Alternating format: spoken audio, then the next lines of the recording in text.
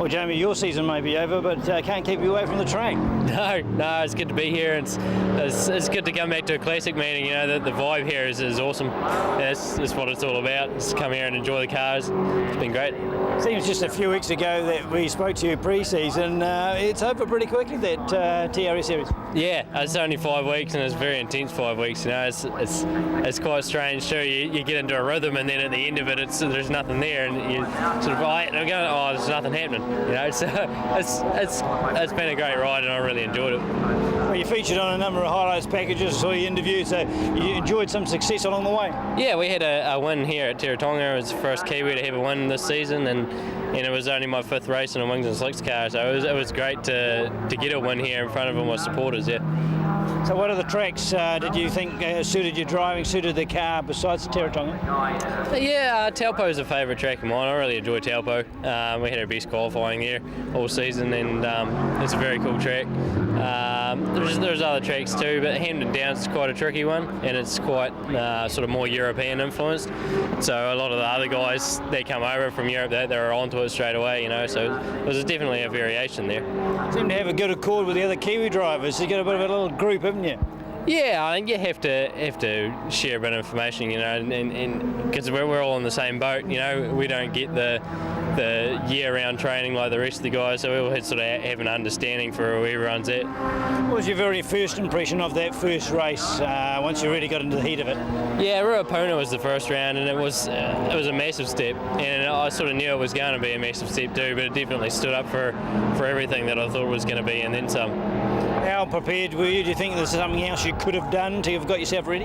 Yeah, it's a tricky thing trying to prepare for something like that. You know, there's so many unknowns, and going into it, you do everything you can, not knowing what the result's going to be in the first round. So it's definitely, I'd done as much as I could at the time. I know a few more things now about what to expect. So that first step for me is over now. I'm never going to go back to having to make that step again. So from here on, it's just going to be more progression. What was the biggest adjustment as a driver to this type of racing? Definitely the aero, getting around the aero, getting your head around the aero, and how to drive the car in relation to that, and how much control you have over the handling of the car based on what you're doing with the pedal work is really important.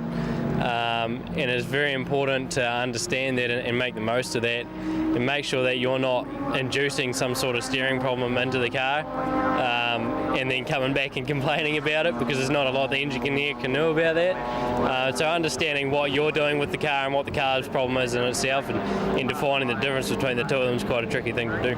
So quite a different mental test. Yeah, absolutely. Big challenge, and especially the hard thing with it is, you know, the engineers and mechanics involved in my team, they just come from Le Mans. They do Le Mans prototype racing and DDM racing. There's a guy there from Caterham F1, and it's their off season, but they just carry on working at the level they're at, and they're right at the top, and they expect you to be there too. So it's a huge step up. So what feedback did you get from those experienced guys about your opening season? Oh, the guys, considering the other drivers that come this season, they wanted to see me consistently in the top 10. And we had a few issues later on in the series, but we ended up where they wanted to see us, and they were really happy with the progress. So how have you changed as a driver, do you think, in the short space of a short season? There's a lot more there that I never really considered or thought of or even understood up until this season, and it sort of opened a lot of new ways of thinking about what I'm doing now when I'm on the track. And so to get those processes going and understanding what's going on and breaking corners down a lot more, it's all good stuff for me. Is your confidence on a high now that you've had that season? Yeah, for sure. Like I said, it's a massive first step, and going straight to, you know, that top level of engineering and driving that they expect you to be at. I'm never going to have to make that step again, because I understand so much more of it. So from here on, it's going to be a lot less stressful, I think, but definitely going to look forward to making more steps. It's an introduction about how competitive racing is, and how many good drivers, good mechanics, good cars are out there. Well, that's the thing. I mean, in my team personally, I was the only driver that didn't have a driver coach, personal driver coach, professional driver coach, and it makes a difference. You know, these guys have had driver coaches since they're 6 years old. and this is my first time with an engineer as well. So, and likewise, I've had engineers since they're a whole lot younger. So, it's all like I said, a big learning process. So what's your next step?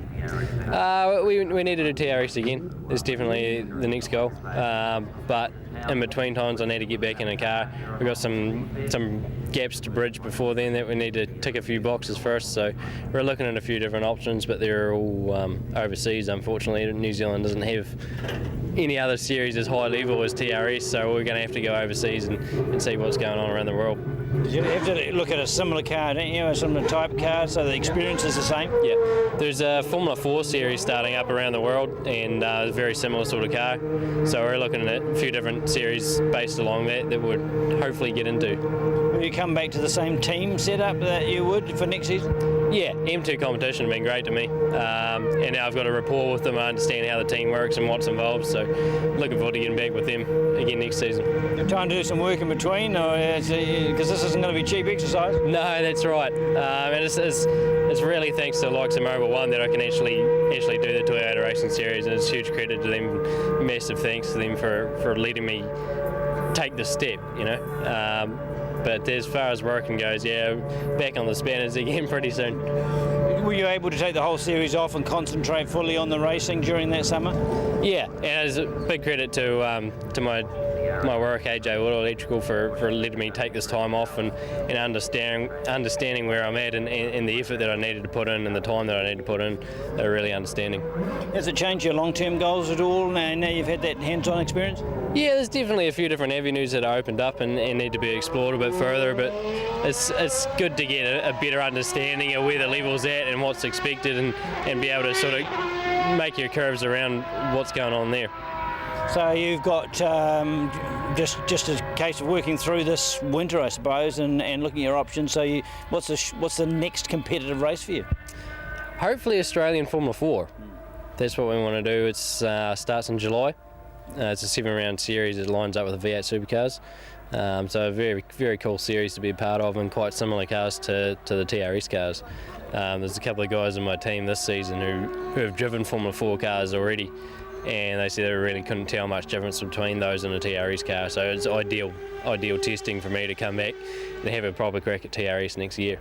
Have you got connections in Ford, Formula 4 to get you a breaker? Yeah, we're already talking to teams at the moment about what's involved, so hopefully the next few weeks we'll be able to suss something out. I meant to ask you about the physical nature of the car. Is it more demanding physically than the early models of the Formula 4s? Yeah, absolutely. And fitness is such a high important aspect of the racing now. The G-forces and the physical work involved in driving a car like this is so high. You're 3 or 4 times at the gym a week. You're running every day. You're not at the gym. It's a lot of time spent on fitness. So you can map out your program. You know how to prepare better, both physically and mentally.